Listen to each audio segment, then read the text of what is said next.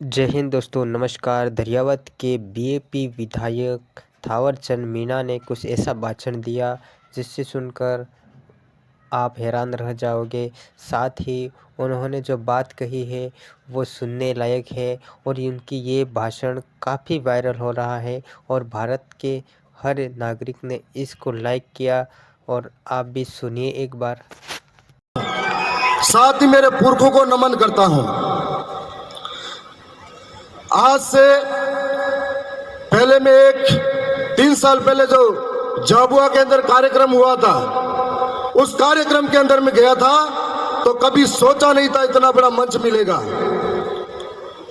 आज इतने बड़े मंच पे बोल रहा हूं तो ये जो भी संभव हुआ, दरियावत विधानसभा की जनता, वहां के कार्यकर्ताओं के त्याग, समर्पण, मेहनत से संभव हुआ। मैं उन सबको दिल से धन्यवाद करता हूं। साथ ही पिछला कार्यक्रम दरियावत के अंदर हुआ था, उस कार्यक्रम को सफल बनाने के लिए वहां के एक एक कार्यकर्ता की मेहनत थी। उन सबको धन्यवाद करता हूं। आज इस मौके पर हम खड़े हैं। मैं हर बार कार्यक्रम में जाता हूं, बहुत बड़े बड़े, मेरे से भी बहुत बड़े बड़े बुद्धिजीवी और वक्ता आते हैं।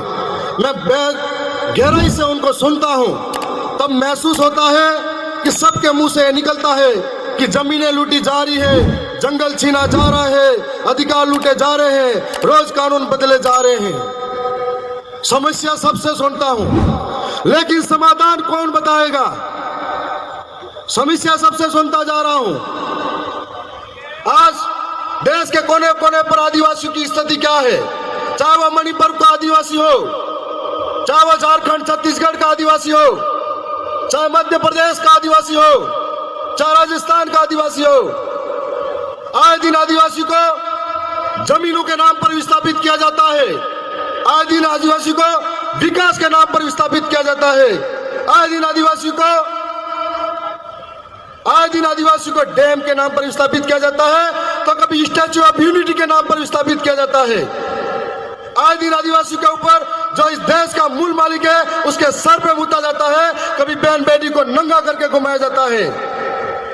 लेकिन इस समस्या का समाधान क्या है? क्योंकि हम लोग इस देश के अंदर 11 करोड़ 11% है, लेकिन कई संगठनों में बटे हुए हैं, कई झंडे लेके घूम रहे हैं और छोटे छोटे बातों में बटे हुए हैं। हम लोग पूरे 5 साल तक धरने प्रदर्शन करते हैं, सड़कों पर रहते हैं, संघर्ष करते हैं, लेकिन जब बारी आती है एक होकर ताकत दिखाने की, तब हमारा पाला चेंज कर देते हैं। यही हाल मध्य प्रदेश के अंदर हुआ था, यही हाल गुजरात के अंदर हुआ था। इसलिए हम लोग दर दर की ठोकरें खाने पर मजबूर हैं। मैं राजस्थान से आता हूं। राजस्थान के अंदर हम लोग आदिवासी जन प्रतिनिधि सिलेक्शन प्रणाली के तहत चुनाव जीते हैं। अभी हमारे बीच में एक चौधरी साहब बता रहे थे 50-50 करोड़ खर्च होता है। मैं साधारण परिवार का, किसान का बेटा, जहां मेरा पिता ये कहता था कि बेटा चुनाव मतलब कपड़े पहनने के पैसे नहीं है, और इस विचारधारा की वजह से मैं विधायक बना हूं, एक एक जनता की वजह से बना हूं कि हमारे वहां पर चुनाव जीतने के बाद में विधानसभा के अंदर यदि हम नहीं बोलते हैं तो हमारे टिकट जनता काट देती है, और कमल कांग्रेस अगर बोलती है तो उनका टिकट हाईकमान काट देता है। इसलिए हमको बोलना पड़ता है। आप सबके बीच में आए हैं, ये बताने के लिए आए हैं कि हमारे साथ इस तरह का व्यवहार होता है। चाहे जंगल लूटे जाए, जमीन छीनी जाए, चाहे हमारे विकास के नाम पर सरकार हमको बेवकूफ बनाती जाए, उसका एक समाधान यह है, हम आर्थिक रूप से कमजोर हैं, सांस्कृतिक रूप से कमजोर है, शैक्षणिक रूप से कमजोर है।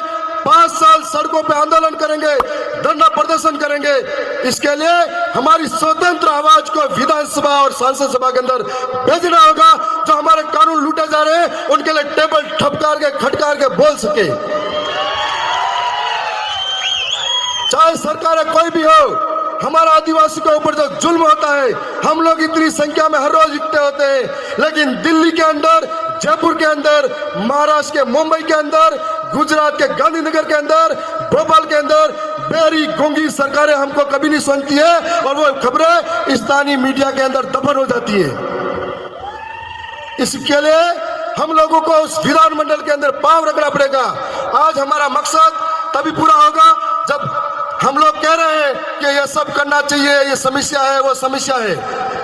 रोज कानून बदले जा रहे हैं। उन कानून को बदलते कानून के लिए कौन आकर लड़ेगा? जब हम उस कानून को लड़ने के लिए वहां पर मौजूद होंगे तब लड़ पाएंगे। आप सबके बीच में आए हैं। आने वाले समय में राजस्थान का मॉडल अपनाइए। आपको एक मौका देके जा रहे हैं कि एक एक गरीब कि राजस्थान का मॉडल के अंदर राजा का बेटा राजा नहीं बन सकता। आप में से जो काबिलियत रखता है आदिवासी, गरीब, शोषित, पीड़ित, वंचित के लिए लड़ने के लिए, वो राजा बन सकता है। ये आपके अंदर बताने जा रहे हैं। राजस्थान के अंदर एक व्यवस्था के तहत पहली बार पार्टी लेके आ गई। उस पार्टी के अंदर 84 के राजकुमार जी रोज साहब जो दूसरी बार 70,000 वोटों से जीते, उनके पिता बचपन में ही चले गए थे, साधारण परिवार से हैं। दूसरे आसपुर के अंदर 30,000 वोटों से जीते, उनके पिता गरीब परिवार से हैं। मेरे पिता साधारण परिवार के खेती करने वाले हैं। और हमारे मध्य प्रदेश के अंदर जो चुनाव जीते कमलेश्वर भाई, जब चुनाव जीते, जीतकर जब घर आए, उनकी मां मजदूरी करके आ रही थी। ये तुम आप सभी के लिए एक प्रेरणा नहीं तो क्या है? और ये प्रेरणा दरियावत की जनता, आसपुर की जनता और बिल प्रदेश की जनता के साथ है।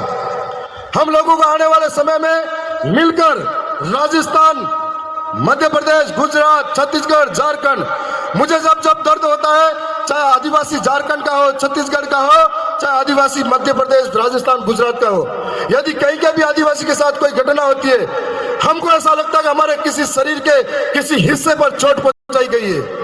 और इस दर्द को अंदर से झेलते हैं हम लोग, इसलिए सबसे पहले खड़े होते हैं। यदि देश के अंदर बड़े बड़े कार्यक्रम हर रोज होते हैं, सारे संगठन, सारे लोग जब भी आदिवासियों के साथ गलत होता है, एक साथ सड़कों पे आ जाए, एक साथ बोलने लग जाए, तो कभी आंदोलन करने की जरूरत नहीं पड़ेगी।